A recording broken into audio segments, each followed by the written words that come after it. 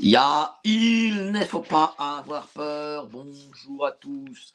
Vous êtes sur Géopolitique Profonde, la chaîne qui est là pour remplacer les médias subventionnés. On va parler du 11 septembre, de l'état profond, des informations, des fausses informations données à l'époque par l'État américain concernant le 11 septembre, comme évidemment Apolline de Malherbe n'osera jamais le faire sur BFM.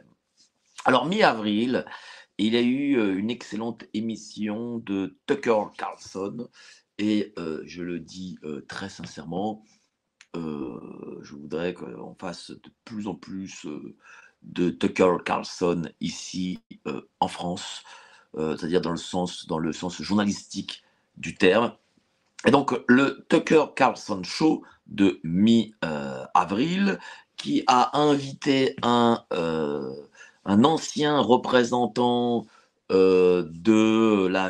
Congrès de 1987 à 2007, Kurt Weldon, donc un type qui est resté pendant 20 ans représentant du Congrès et qui aujourd'hui a 77 ans. Voilà, donc il est à la retraite.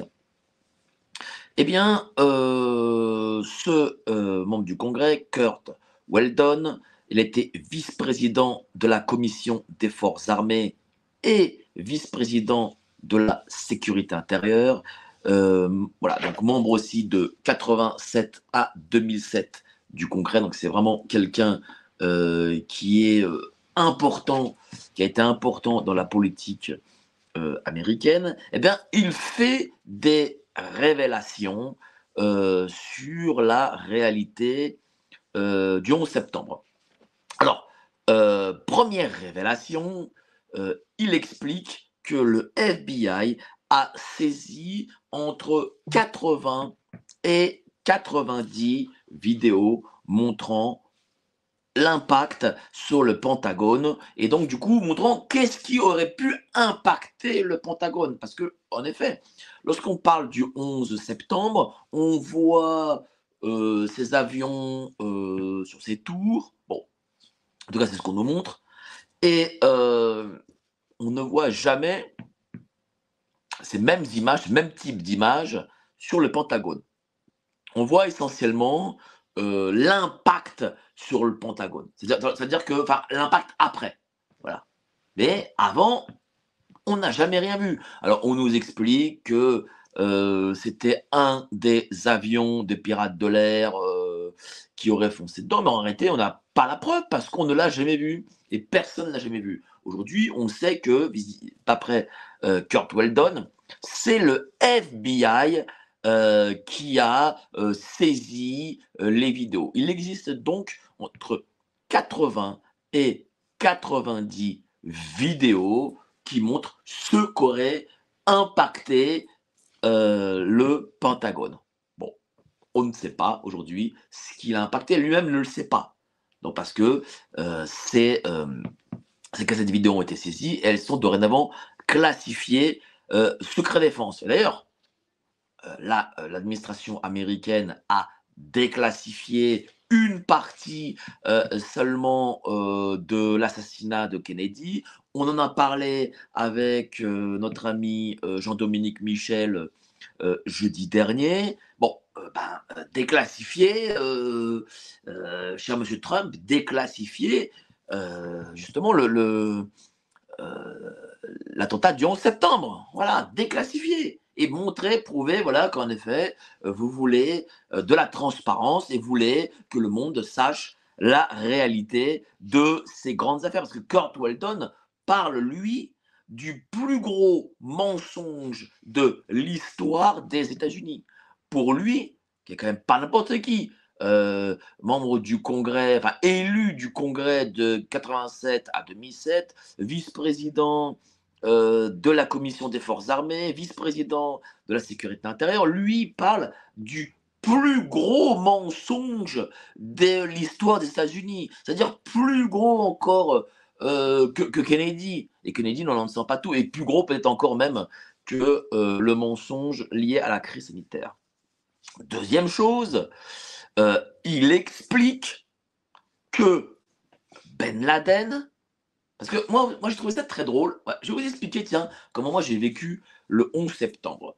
Il se trouve que j'étais à l'époque étudiant, j'avais 20 ans, et j'avais un job d'étudiant de vendeur dans le magasin Gap. Gap, avenue des Ternes, de Paris.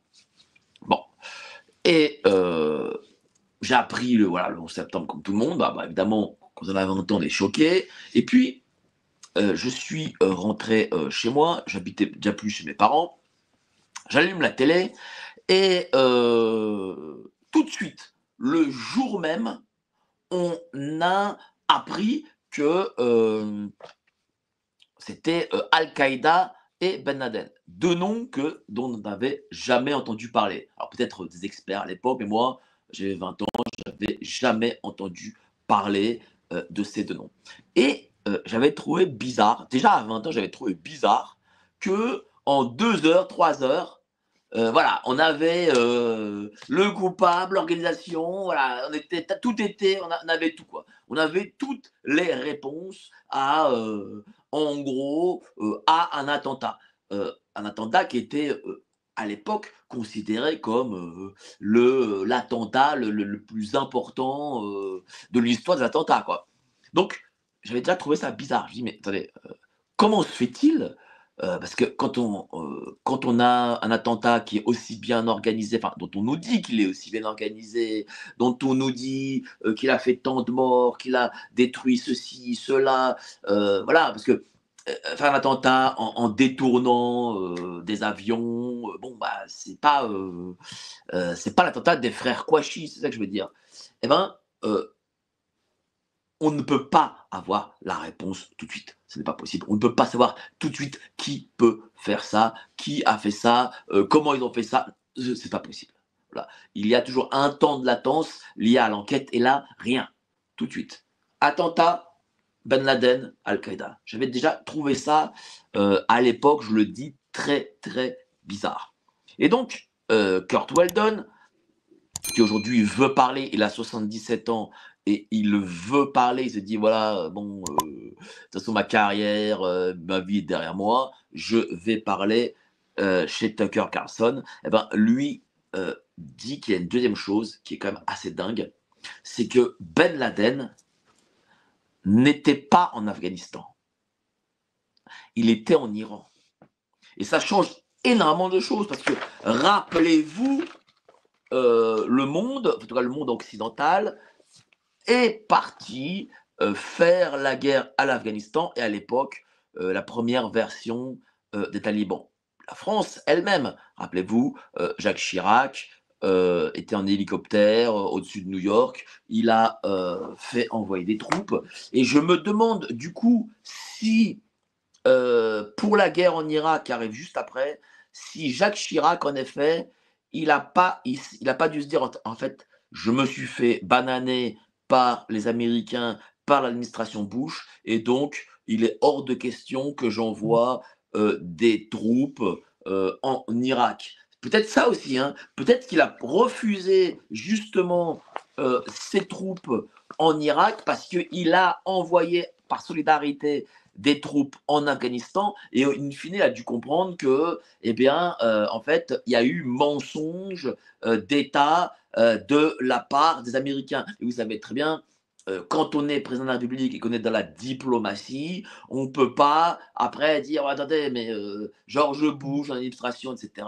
ils nous ont totalement couillonnés. Voilà. Donc ça, il ne peut pas le dire. Il a dû, je pense, garder ce secret jusqu'à la fin de ses jours. Peut-être en a-t-il parlé à certains collaborateurs. Mais aujourd'hui, avec ces années et avec les révélations de Kurt Weldon, on comprend que, eh bien,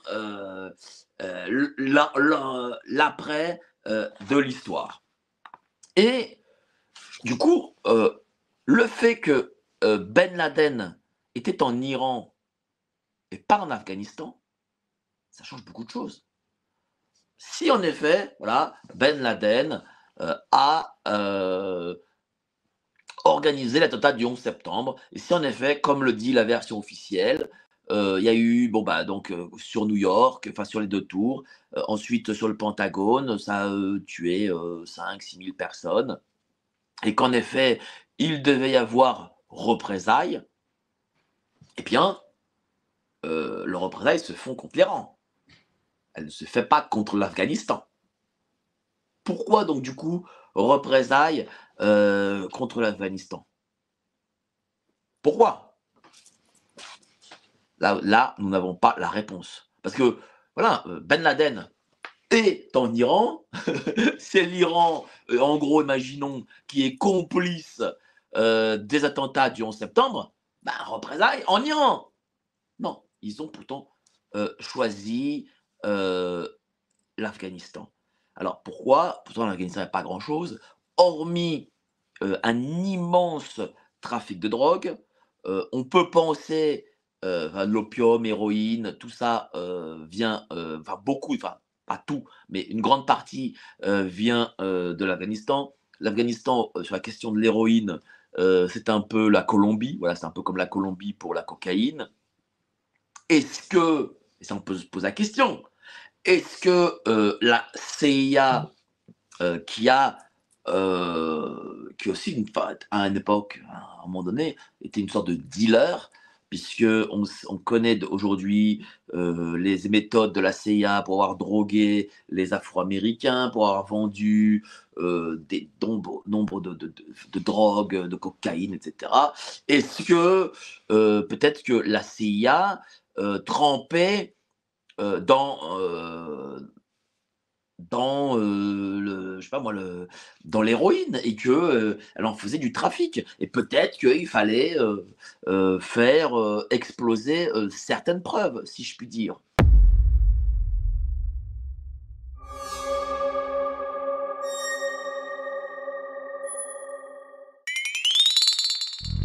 Yeah.